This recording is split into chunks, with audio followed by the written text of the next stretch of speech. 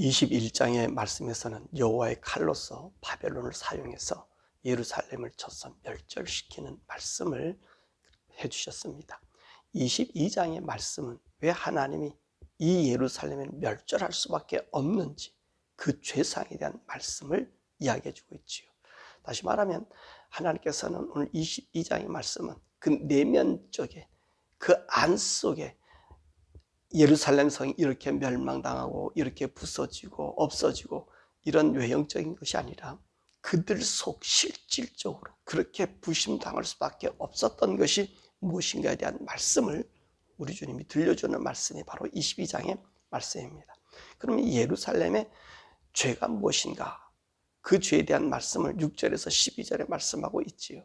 자, 이 예루살렘의 죄라고 하면 구체적으로 유다의 쥐를 말하는 것입니다. 왕을 비롯해서 권력층, 고관들, 그리고 그와 함께 있는 종교라든지 선지자들에 대한 이 포괄적인 말씀을 우리들에게 해주고 있습니다. 그래서 6절에 뭐라 말씀하냐면 모든 고관들이라고 이렇게 말씀하고 계신 것입니다.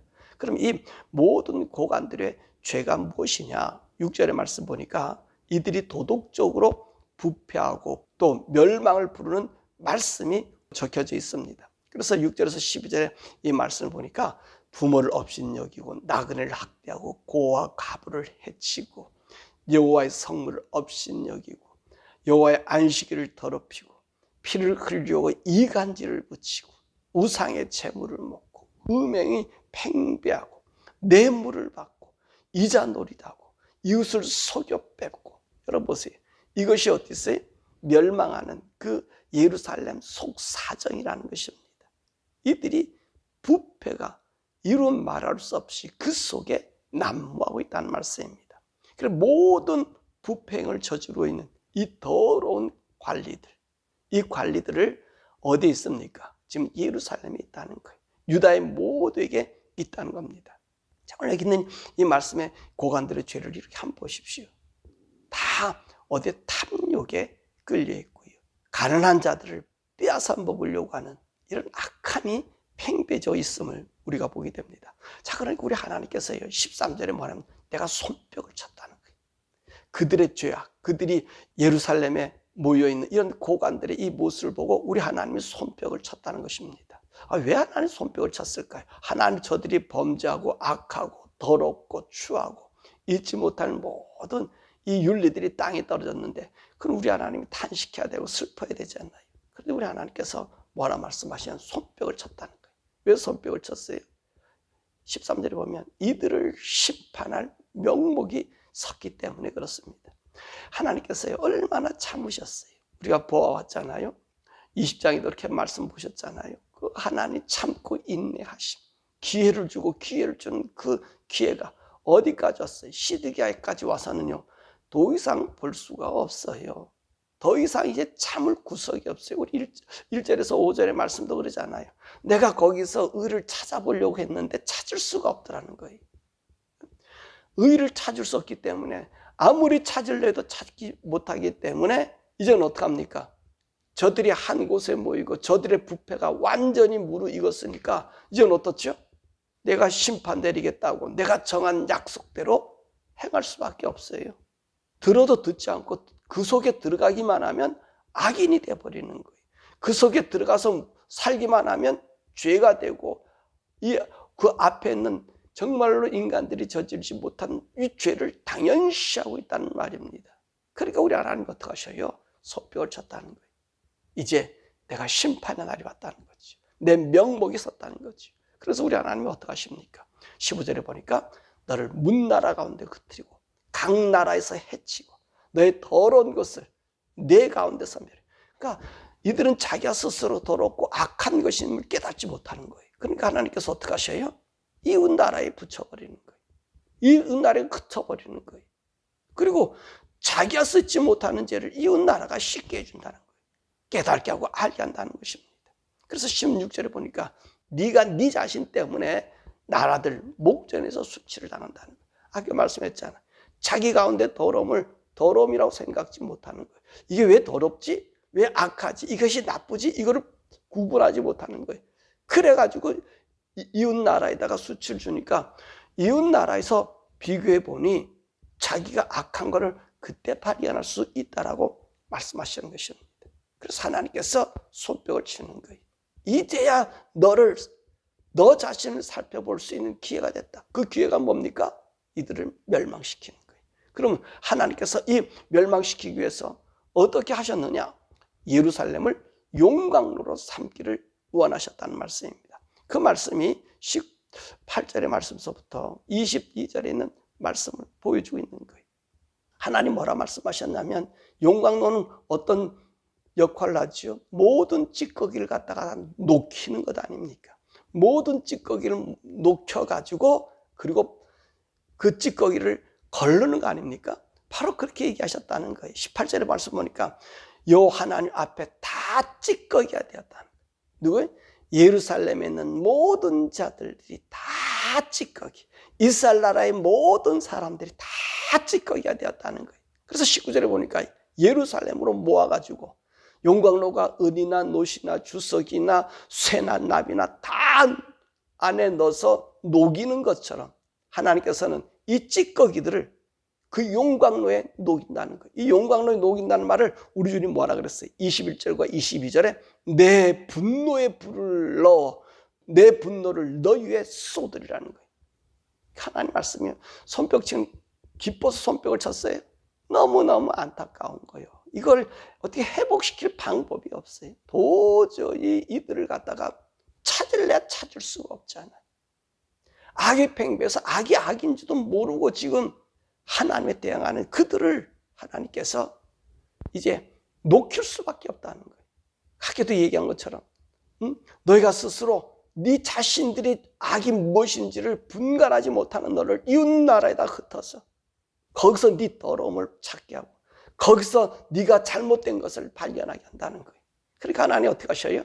이 예루살렘 용광로 삼아서 거기다 다 모은다 그랬잖아요. 싹 다 모아가지고 모든 쇠붙이를 용광로에서 녹이듯이 내 분노를 그 위에 쏟아서 그를 그쳐버리고 다시 하나님께서 하나님 원하신 의도대로 만드신다는 것이 뭡니까? 하나님께서 이스라엘 나라를 멸망시키고 유다를 멸망시키고 그를 갖다가 온 세계에 흩트고 바벨론의 포로로 잡혀가서 거기서 남은 자를 통해서 그 남은 자를 통해서 하나님의 그 의로운 백성 하나님의 뜻을 전수시켜준다고 말씀하시는 것입니다. 그러면 이 예루살렘이 멸망당할 수밖에 없는 이유가 뭔가? 23절에서 31절에 말씀하고 계신 것입니다. 이 선지자들과 제사장들의 범죄 이게 너무 크단 말입니다. 누구라고요? 선지자들과 제사장들의 범죄예요. 이 선지자들의 범죄가 뭡니까? 25절의 말씀 보니까 우는 사자같이 사람의 영혼을 삼키며 재산과 보물을 탈취하며 과부를 많게 하였다는 거예요. 이게 무슨 말이죠? 우는 사자가 사람들의 영혼을 삼키고 재산과 보물을 탈취하고 과부들을 많게 했다. 여러분 과부를 많게 했다는 말은요. 이들이 하는 일이 선지자는 누구의 뜻을 알려줘요? 하나님의 뜻을 알려주는 자들이잖아요. 근데 허황된 말로 오늘 이들로 하여금 하나님의 뜻을 그르쳤다는 거예요. 그래서 과부가 많겠다는 얘기는 뭡니까? 전쟁에 나가서 남편들을 잃었다는 것 아닙니까? 여러분 기억하세요? 아합 때 시드기야라고 하는 선지자, 아합 주위에 400명의 선지자들이 있었어요. 이들 모두가 한결같이 무슨 말했습니까? 아람과 싸우면 승리할 수 있습니다. 그러면서 이 시드기야는 철불을 만들어가지고 이렇게 공격해서 이길 수 있습니다라고 했잖아요. 결론적으로 그것을 따라가다가 아합이 죽었고요. 얼마나 많은 이스라엘 백성들이 죽임을 당합니까? 바로 그와 같다는 얘기예요. 그러니까 이 거짓 선지자들이 이런 죄악을요. 28절에 뭐라 하냐면 이 선지자들이 다 달라붙어서 고관들에게 회칠했다는 거예요. 고관들에게 회칠했다는 말입니까? 무슨 말이죠? 아부하고 그들을 높였다는 말이죠. 그러니까 이 거짓 선지자들이요. 스스로 허탄한 이상과 거짓 복수를 가지고 여호와 하나님 말씀해 주셨다라고 거짓을 얘기한다는 거예요. 아합 때 똑같았잖아요. 아니요. 모든 정치나 모든 삶에 보면 허황된 것이 들어와요. 거짓된 선지자들이 있어요. 나라가 망하면요. 거짓 선지자들이 설치게 되는 거예요. 거짓 선지자들이 의처럼 보이는 거예요. 거기에서는 하나님 아까 말씀하셨던 것처럼 내가 의로운 자를 찾아도 찾지 볼 수가 없어요. 그러니까 어떻게 하셔요? 하나님 멸망할 수밖에 없잖아요. 이 예루살렘이 멸망시키는 원동력이 어디 있어? 이 거짓 선지자들. 이들이 하나님 말씀을 주지도 않았는데 하나님 말씀처럼 남발했다는 거예요. 복술가가 되었다는 거 얘기하잖아요. 복술가. 예? 이 복술가는 뭐예요? 돈을 탐하는 자들이. 이 선지자들이 돈을 탐해요. 여러분 선지자는요 돈 탐하는 자들이 아니고 선지자들은요 하나님의 선지자가 됐다. 하나님의 부름 받았다. 그럼 여러분 어떤 삶을 살아야 되냐면 나는 쫄딱 망했다라고 해야 돼. 이거를 먼저 인식해. 나는 망한 자가 되었다는 거예요. 왜 망했습니까? 여러분 선지자는요 부하기 위해서가 아니라 망하기 위해서예요. 선지자가 됐다는 그 순간 그는 사람들에게 멸시받을 각오가 됐어야 되고 그리고 분리될 각오가 돼 있어야 되는 거예요.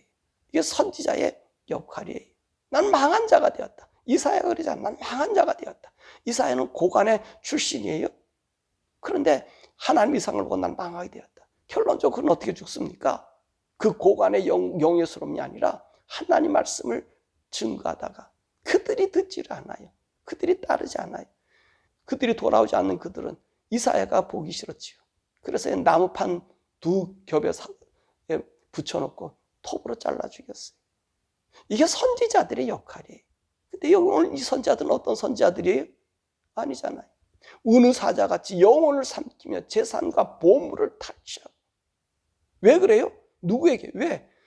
바른 얘기하지 아니하고 이 고관들에게 아부하고 그들을 친송하고 허탄한 이상과 하나님 말씀 아닌 것을 말씀인 것처럼 변조시켜서 사람들을 호도했다는 말이죠. 이것이 예루살렘의 죄악이 되었다는 거예요. 죄악의 온상이 되었다는 거예요.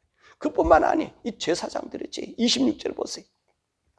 내 율법을 범하고 내 성물을 더럽히고 거룩한 것과 속된 것이 구별되지 아니하고 부정한 것과 정한 것이 구별되지 아니하고 하나님께서 안식일을 지키라 했더니 눈을 가려서 안식일을 보지 못했다는 거예요. 다시 말하면 하나님 앞과 교제할 수 있는 그리고 하나님과 우리 심령을 토해드릴 수 있는 우리의 죄를 갖다가 알게 할 수 있는 그 모든 것들을 어떻게 했다고요? 제사장들이 가렸다는 거예요. 하나님 법을 가렸다는 거예요. 여러분 이것이 예루살렘의 멸망이에요. 자, 이렇게 제사장, 선지자 그들이 하나님의 자리, 하나님이 주신 그 위치를 어기니까 어떤 일이 생겨져요? 27절이잖아요. 고관들이 음식을 삼키는 이리가 되어서 불의한 이익을 얻으려고 피를 흘려 영혼을 멸한다는 거예요. 오늘 앞에 있는 말씀 13절에서부터 계속해서 나온 이 17절에 있는 말씀까지가 뭐죠? 이 고관들의 죄를 얘기하잖아. 예루살렘에는 모든 고관들, 모든 관료들, 왕으로 시작해서 다스리는 모든 자들이 어떤 사람이 27절에 이들과 같았다는 것입니다. 불의한 이익을 얻으려고 피를 흘리고 사람들의 영혼을 손상시키는 것. 이게 무엇이 잘못됐어요? 이스라엘 나라는 종교국가예요. 이스라엘 나라는 하나님을 섬기라고 선지자를 보내고 제사장 있고 성전이 있는 거예요. 그런데 이들에게 하나님의 뜻을 알려주지 못했어요.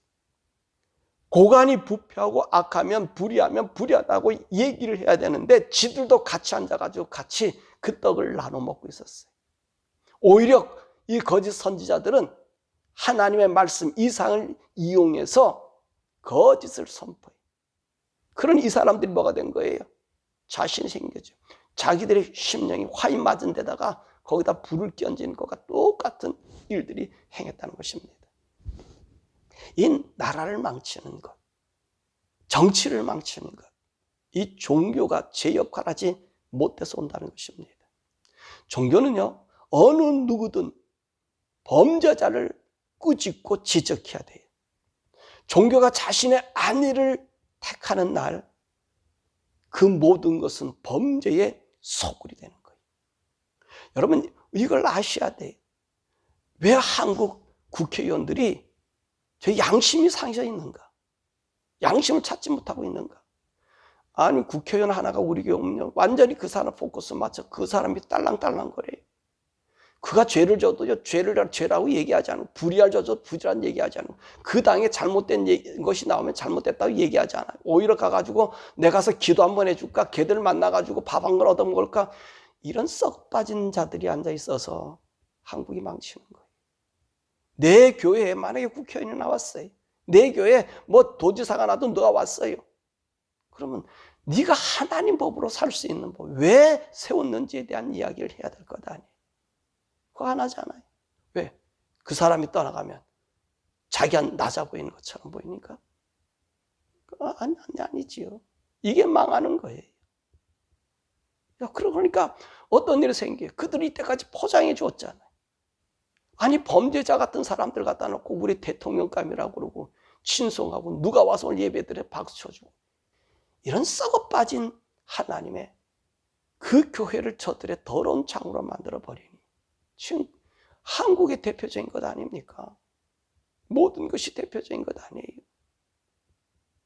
파렴치한 범도, 죄가 있어서 확정된 자도 여러분 의로운 자로 둔갑돼서 대통령이 되고요. 또 거기 가서는 가서 아부 떨고 있는 조창기도니까 뭔가가 가지고 아부 떨고 있는 그런 목사들 그 도대체 사랑하는 여러분, 이것이 범죄 소굴이라는 거예요. 그게 범죄 소굴이라는 거예요. 예루살렘이 그랬단 말이에요. 사실 법은요, 권력자의 편에 있어요. 우리가 보잖아요. 권력이 누구에게 있느냐에 따라서 대통령도 끌어내고요. 법이 누구에게 있느냐에 따라서 졸지에 영웅도 돼요. 근데 종교는 어디 있어야 되지요? 하나님 편에 있어야 돼요. 왜 제사장 선자들을 하나님께서 저들을 갖다가 갈갈이 찢어서 죽여버리고 다시 쓰지 못하게 만들죠? 그들은요, 하나님의 법보다 그들을 회칠해 주게 바빴다는 거예요. 그들과 함께 이득을 얻기 원했다는 거예요. 여러분, 목회자들이 부자가 되는 거 아니에요. 잘 사는 것 아니에요. 목사가 집 달라고 좋은 집 사려고 큰 차 타고 달다. 이거는 목사 아니에요. 왜 그런지 아세요? 목사는 그렇게 되는 순간 여러분 벌써 이 세상이 아끼 그 거짓 선지자들과 제사장들의 모습으로 빠져버리는 거예요. 부패시켜버리고 마는 거예요. 목회자는요, 아무리 내가 부자라도 밥 3끼 먹으면 끝나는 거예요. 더 이상 바라면 안 돼. 가족들은 어떻게 해요? 여러분, 가족은 교회가 근근히 도와주면 돼요. 대학 갈 수 있는 일이면 대학 가면 되고, 뭐 요즘에 개척하는 목회자들은 교회에서 학자금 받는 거 있나요? 없잖아요. 저는 목회하면서 이때까지 교회에서 우리 아이들 도움 받아본 적이 없어요. 우리 집사람이 고생을 많이 해서 다 저거 했죠. 그리고 우리 아이들한테 제가 그런 말 했어요. 넌 재수 나쁜 아빠를 만났다고. 왜냐하면 왜 이런 얘기 했냐면 이 목회자가 부해지려고 그러면 양심을 도려내야 돼요. 하나님 법을 떠나야 돼요. 저도 그런 일을 안 한다고 하면서 수없이 하거든요. 목회자의 이 자책이 있는 거예요. 우리 한국이 잘못된 게 뭔지 아시면 부흥이라고 하는 얘기를 통해서 부흥이 뭐냐면 목사의 목에 힘주는 거예요. 이것은 있을 수 없는 일이죠. 목사가 목에 힘을 주기 위해서 부흥을 합니까? 아니잖아요. 이거는 우리에게 있어서는 안 된다는 말이에요. 목회자는요, 밥 3끼 먹으면 돼요. 더 달라 그러지도 마세요. 하나님이 때를 따라 돕는 은혜로 사는 거예요. 그것 외를 지나고 나면 타락하고 범죄하고 이 죄인들이 와도 얘기하지 못해요. 범죄자들이 와도 여러분 회칠해줘요. 커버해줘요. 그러면 어떻게 되겠습니까? 용광로가 돼버리는 거예요. 멸망밖에 없다는 거예요. 흩어버리는 밖에 없다는 거예요. 사랑 여러분, 예루살렘은 하나님의 도시였습니다. 그런데 그들이 이들의 역할을 감당하지 못하므로 이 관리자들이 수탈하고 가난한 자들을 죽이는 일을 할 때에 이들은 오히려 그들을 커버해주고 그들에게 떨어지는 그 콩고물을 먹다가 모두가 죽임을 당했다는 것입니다. 사랑 여러분, 우리 이것을 기억해야 돼요. 우리는 기억해야 돼요. 목회자 여러분들은 기억하셔야 돼요. 부를 누리기 위해서 목회자가 되는 것 아니에요. 잘 살기 위해서 좋은 차 타기 위해서 목회자 되는 거 아니에요. 목회자가 되는 순간 너는 망한 거예요. 왜? 하나님 뜻이 나를 통해서 어떻게 나타날 것인가가 보여져야 되기 때문에, 그 말을 전해줘야 되기 때문에 그렇습니다. 예루살렘 멸망이 어디서 왔다고요? 오늘 고관들의 죄인데 그 고관들을 커버해준 선지자와 제사장이 있었다는 거예요. 그래서 그들이 모두가 멸망당하고 불의와 악의와 더러움을 행해도 그들이 깨닫지 못했다는 거예요. 그래서 하나님이 온 나라에 그쳐서 비로소 우리의 잘못된 것이 드러나게 되더라. 알게 해주시더라. 사랑하는 여러분, 저 여러분들이 하나님 말씀에 서서 우리가 그럴 수 있어요. 하나님 말씀과 함께 항상 같이 있다 보면 그걸 잘 모를 때가 있을 수 있어요. 그때 여러분 어떻게 해야 될까요? 자꾸 하나님께로 돌아와서 나를 보고요, 자꾸 나를 낮춰야 돼요. 높이면 안 돼요. 우리 성도들은 자꾸 높은 걸 보면 안 돼요. 자꾸 낮은 걸 보세요. 그래서 십자가를 보라 그러잖아요.